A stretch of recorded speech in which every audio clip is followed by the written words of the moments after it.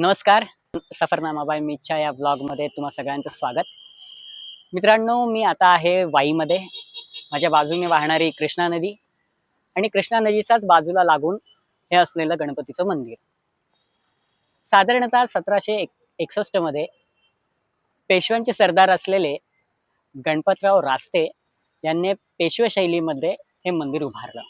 हे प्रारंभिक स्वरूपात आपल्याला वाटतं की हे हेमाडपंथी मंदिर आहे, परंतु नाही. हे बेसॉल्ट खडकापासून तयार झालेलं पेशवा शैलीतलं गणपती मंदिर आहे. आतमध्ये असलेली गणपतीची विशाल मूर्ती, जी 10 फूट उंच आणि 8 फूट रुंद असलेली, त्यामुळेच या मूर्तीला या ठिकाणी ढोल्या गणपती असं नाव पडलेलं आहे.